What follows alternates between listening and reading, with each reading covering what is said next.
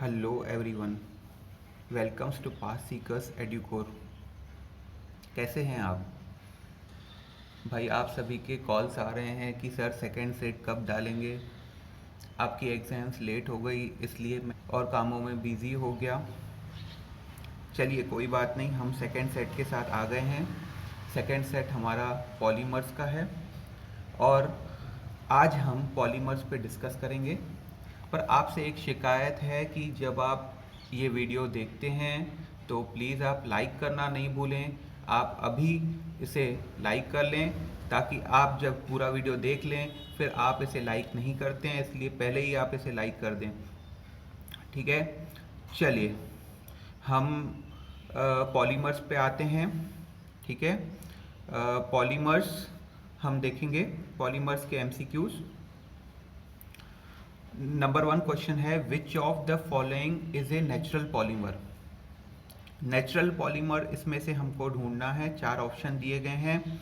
Nylon है, cellulose rayon है, Terylene है और नन ऑफ द अबव। अब यहाँ पे नायलॉन और टेरिलिन तो कैसे हैं? ये नेचुरल पॉलीमर्स नहीं हैं। ठीक है, अब सेल्यूलोज रेयॉन की बात आती है तो रेयॉन देख के भी हमको ऐसा लगता है कि ये भी नेचुरल पॉलीमर नहीं होगा, बट सेल्यूलोज रेयॉन याद रखना है, it is a example of natural polymer. आगे बढ़ते हैं, find the odd man out. यहाँ पे भी 4 पॉलीमर्स दिए हुए हैं।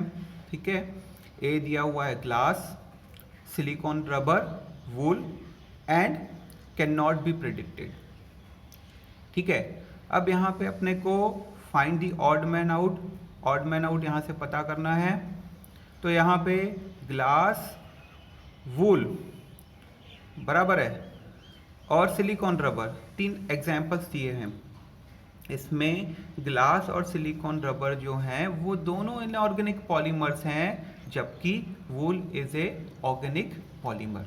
ठीक है, इसलिए answer C is correct, that is wool is a organic polymer. अब आपको यहाँ पे इनऑर्गेनिक पॉलीमर्स के एग्जाम्पल्स याद रखने हैं। कौन कौन से हैं? ग्लास और सिलिकॉन रबर। ठीक है, सिलिकॉन रबर में मिस्टेक नहीं करनी है। सिलिकॉन रबर लिखा हुआ है, सिर्फ रबर नहीं लिखा हुआ है। It is a inorganic polymer, that is silicone rubber is a inorganic polymer. ठीक है, आगे बढ़ते हैं। नेक्स्ट क्वेश्चन है, polymer softens on heating and can be converted into any shape that they can retain on cooling are। अब यहाँ पे thermosetting और थर्मोप्लास्टिक पॉलीमर्स की डेफिनेशन आपको पता होनी चाहिए। जो सेट हो जाते हैं वो thermosetting, that can not be remoulded, right.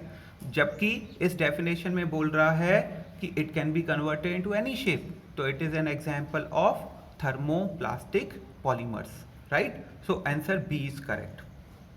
Next question है, in radical chain polymerization the quantity given by rate of monomer depletion divided by rate of propagating radical formation is। अब यहाँ पे सीधा theoretical question पूछा है। ठीक है, तो इसका answer A, that is kinetic chain length, kinetic chain length इसका करेक्ट आंसर है। यहाँ पे एक्सप्लेनेशन दिया हुआ है, रेट ऑफ प्रोडक्ट फॉर्मेशन, ठीक है, divided by rate of initial step. तो ऊपर जो लिखा हुआ है rate of monomer depletion, deplete हो रहा है मोनोमर तो उसका प्रोडक्ट बन रहा है, that is rate of product formation divided by initial step, right. तो इसलिए इसका correct answer A, that is kinetic chain length. Next question पे आ जाते हैं, न्यूमेरिकल है, एडिशन पॉलीमराइजेशन मोनोमर इन्वॉल्व्स। ठीक है, addition polymerisation of M monomer involves, ठीक है, I is initiator, R is a free radical. The rate constant k for free radical formation is 2 into 10⁻³ second inverse। The initial concentration of initiator is 10⁻³ mole per liter। The overall rate of reaction is 4 into 10⁻³ mole per liter per second। Assuming steady state approximation for free radical, the kinetic chain length is। Kinetic chain length की अभी हमने definition देख के आए हैं, ठीक है। तो यहाँ पे overall rate of reaction divided by क्या होगा, इनिशियल रेट, ठीक है, इनिशियल रेट। तो इनिशियल रेट हमें पता होना चाहिए, rate constant multiply by concentration of initiator, right. तो अब यहाँ पे पुट करते हैं वैल्यूज। यहाँ पे kinetic chain length equals to overall rate अपने को दिया हुआ है 4 × 10⁻³ डिवाइडेड बाय यहाँ पे rate constant multiply by initial step का कंसंट्रेशन, ठीक है, 2 × 10⁻³ मल्टीप्लाई बाय 10⁻³। आप यहाँ पे अगर यूनिट्स रख के देखेंगे तो भी आपको इसका आंसर इजीली मिल जाएगा, ठीक है। तो यहाँ पे आंसर क्या है, आंसर डी इज करेक्ट, ठीक है, आंसर डी करेक्ट है। आप इसको कैलकुलेट कर लीजिए। ये नेट में पूछा हुआ क्वेश्चन है, आपके एग्जाम में भी आ सकता है। आगे बढ़ते हैं। Ziegler Natta catalyst is a mixture of, simple 12th class का क्वेश्चन है। जिग्लर-नाटा कैटलिस्ट क्या है, ठीक है, इसका answer D is correct, that is triethyl aluminium and titanium tetrachloride. Tetrachloride याद रखना है, भूल नहीं करनी है, डायरेक्ट क्वेश्चन है। And this Ziegler Natta catalyst is a coordination polymer, ठीक है। आगे बढ़ते हैं। The linkage present in polyamides, फिर से बहुत ही इजी क्वेश्चन। पॉलीएमाइड्स में क्या रहेगा, C double bond O NH, ठीक है, answer B is correct. Next question, out of the following which are stereo regular polymers. अब स्टेरियो रेगुलर पॉलीमर्स क्या होते हैं, एक्सप्लेनेशन में दिया हुआ है, हेड टू टेल अरेंजमेंट रहती है। ऐसा किस में होता है, आइसोटेक्टिक पॉलीमर्स और सिंडियोटेक्टिक पॉलीमर्स में, ठीक है। अटेक्टिक पॉलीमर्स में वहां पे क्या होती है, हेड टू टेल अरेंजमेंट नहीं रहती है, इसलिए answer D is correct. Next question है, the correct order of molar masses where symbols have their usual meaning. Molar mass का करेक्ट ऑर्डर फाइंड करना है। आपको पता है number average molar mass, mass average molar mass और Z average molar मास, तीनों दिए हुए हैं यहाँ पे। कौन सा करेक्ट है, आंसर डी इज करेक्ट, ठीक है। यहाँ पे नंबर एवरेज कम रहेगा, मास एवरेज उससे ज़्यादा, और सबसे ज़्यादा कौन रहेगा, जेड एवरेज मोलर मास, ठीक है। तो answer D is correct. Next, the polydispersity index for monodisperse system is. अब पॉलीडिस्पर्सिटी इंडेक्स PDI क्या होता है, it is MM divided by MN, ठीक है, mass average divided by number average, ठीक है। अब यहाँ पे मोनोडिस्पर्स सिस्टम रहेगा तो ऑब्वियस ये क्या होगा, MN इक्वल्स टू MM, तो इसलिए यहाँ पे answer B is correct, that is 1। Next question है, व्हेन MV, ठीक है, is equals to MM, the value of Mark Houwink exponent की वैल्यू पूछी है। अब यहाँ पे मार्क हाउविंग एक्सपोनेंट जो है उसकी वैल्यू होती है 0.5 से 1 तक के, ठीक है। पर जब यहाँ पे viscosity average mass equals to mass average mass के बराबर होगा, ठीक है, तो यहाँ पे क्या हो जाएगा, इट्स वैल्यू विल बी 1, ठीक है। Number average molar mass is used in measuring. Number average mass जो है वो किसके लिए यूज होता है, ठीक है, नंबर एवरेज मास पूछा है आपको।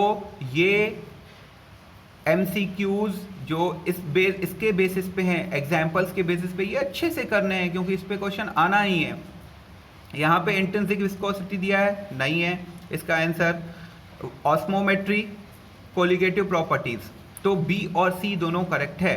साथ में आपको पता होना चाहिए एंड ग्रुप एनालिसिस के लिए भी नंबर एवरेज मोलर मास यूज होता है, ठीक है। तो ये सब चीजें आपको पता होनी चाहिए। Its answer is D, that is osmometry and colligative properties, right. Next, for a polydispersed macromolecular colloid light scattering gives. अब सेम क्वेश्चन उल्टा कर दिया है। लाइट स्कैटरिंग हम किससे मेजर करते हैं, हम मेजर करते हैं mm से, ठीक है, mm से मेज़र करते हैं, ध्यान रखना है। अब आगे बढ़ते हैं। सेडिमेंटेशन, ये भी उसी टाइप का क्वेश्चन है। सेडिमेंटेशन हम किससे मेज़र करते हैं? सेडिमेंटेशन हम मेज़र करते हैं viscosity dependent, it is viscosity dependent, that is mz, ठीक है, mz से मेज़र करते हैं। आपको ध्यान रखना पड़ेगा, अगर mz आंसर नहीं दिया हो तो एक्सप्लेनेशन में देखिए, सेडिमेंटेशन वेलोसिटी दी हो तो mn से हम मेज़र करते हैं, और अगर सेडिमेंटेशन इक्विलिब्रियम दिया हो तो mm से मेज़र करते हैं, ठीक है। आगे बढ़ते हैं। अब न्यूमेरिकल्स आ रहे हैं। न्यूमेरिकल्स में थोड़ा सा ध्यान देना है, क्वेश्चन ध्यान से पढ़ना है, ठीक है। Equal number of molecules with m1 equals to 1 0 0 0 0, ठीक है, m2 1 0 0 0 0 0 are mixed, calculate mn। अब यहाँ पे mn का फॉर्मूला सबसे पहले मुझे पता होना चाहिए, ठीक है। एक्सप्लेनेशन में देखो, mn summation of n multiply by m divided by summation of n, ठीक है। अब यहाँ पे दो मॉलिक्यूल्स दिए हैं, इनका नंबर इक्वल लेना है, नंबर इक्वल लेना है। नंबर मैंने कॉमन में रख दिया है, m1 plus m2 divided by 2n, ठीक है। जब आप इसको कैलकुलेट करेंगे तो आपको इसका करेक्ट आंसर B मिलेगा, दैट इज 55,000, ठीक है। तो यहाँ पे इक्वल नंबर लिखा है, ये बहुत ही ज़्यादा इंपॉर्टेंट है, इसी को आपको अच्छे से पढ़ के और फिर सॉल्व करना है, ठीक है। नेक्स्ट क्वेश्चन पे आ जाते हैं। सेम टाइप का क्वेश्चन है, देखिए इसमें मैंने आपको बोला क्या इक्वल दिया हुआ है वो पढ़ना बहुत ज़रूरी है। Equal masses of polymer molecules with m1 same, m1 same दी है वैल्यू, m2 की भी वैल्यू सेम दी है, आर मिक्स्ड, पर पहले क्या लिखा हुआ है? इक्वल मासेस, इक्वल नंबर नहीं लिखा हुआ है। कैलकुलेट सेम करना है, mn ही कैलकुलेट करना है, सेम फॉर्मूला आएगा, पर यहाँ पे मासेस इक्वल रखने हैं, ठीक है। तो n1 m1 plus n2 m2 divided by n1 plus n2, ठीक है। अब यहाँ पे दोनों मासेस इक्वल रखने हैं, आप 20 इंटू 1 0 0 0 0 करेंगे तो 2 इंटू 10⁵ आएगा, ठीक है। और जब 2 इंटू 1 इंटू 10⁵ करेंगे तो भी आपको क्या आएगा? सेम आएगा, राइट। तो ये कॉमन हो जाएगा, that is masses are equal, divided by 20 plus 2, ठीक है। तो आप इसको जब कैलकुलेट करेंगे तो इसकी वैल्यू आएगी 2 डिवाइडेड बाय 11 मल्टीप्लाई बाय 10⁵, उसको और कैलकुलेट करेंगे तो 18182 आएगा। तो इक्वल मासेस ध्यान रखना है, इक्वल नंबर लिखा है कि इक्वल मासेस लिखा है, सेम क्वेश्चन सेम था, पर उसमें एक वर्ड चेंज होने से यहाँ पे बहुत कुछ चेंज हो चुका है, ठीक है। तो आपको ये ध्यान रखना है, answer D is correct, A and C. आगे बढ़ते हैं। अब यहाँ पे भी सेम टाइप का क्वेश्चन पूछा है, पर यहाँ पे कैलकुलेट कुछ और करना है। कैलकुलेट हमको mn करना है, सॉरी यहाँ पे कैलकुलेट mm करना है। इक्वल नंबर ऑफ मॉलिक्यूल्स, यहाँ पे इक्वल नंबर दिया हुआ है, हमें mm कैलकुलेट करना है। तो mm का फॉर्मूला सबसे पहले हमको पता होना चाहिए, it is summation of nm² divided by nm, ठीक है। अब यहाँ पे इक्वल नंबर पूछा है, तो अब यहाँ पे n हम कॉमन रखेंगे, ठीक है, और बाकी फॉर्मूला जो है वो एज इट इज़ रखेंगे जैसा अपना फॉर्मूला लिखा हुआ है, ठीक है। यहाँ पे mm का फॉर्मूला हमें रखना है, ठीक है कि नहीं है। अब यहाँ पे जब आप वैल्यूज पुट करोगे तो आपको आंसर सी करेक्ट मिलेगा, ठीक है। अब यहाँ पे पीडीआई भी पूछ सकता है, पर उतना समय अपने एग्जामिनेशन में नहीं दिया गया है, 1 मिनट दिया गया है, इसलिए पीडीआई नहीं पूछ सकता, क्योंकि उसमें mm और n दोनों के कैलकुलेशन करने पड़ते हैं, ठीक है। आगे बढ़ते हैं। Next, equal masses of molecules with m1, फिर से यहाँ पे सेम टाइप का क्वेश्चन है, कैलकुलेट mm पूछा है, आपको mm कैलकुलेट करना है, पर इक्वल मासेस दिए हुए हैं। अब आपको मास इक्वल करना है, ठीक है, तो दोनों तरफ देखो मैंने मास इक्वल रखा है 20 इंटू 10⁴, ठीक है, 20 इंटू 10⁴ क्या होगा, 2 इंटू 10⁵ होगा, सिमिलरली प्लस 2 इंटू 10⁵, ठीक है। तो नंबर चेंज किया है पर मास सेम रखा है। अब इसको जब आप कैलकुलेट करोगे तो you will get correct answer D, B और सी इसका करेक्ट आंसर है, इसलिए आप इसको ध्यान से कैलकुलेट करेंगे, ठीक है। तो ये क्वेश्चंस बहुत ही इंपॉर्टेंट हैं, इस पे एक क्वेश्चन आपके एग्जाम में आएगा। आगे बढ़ते हैं फॉर विस्कोमेट्री।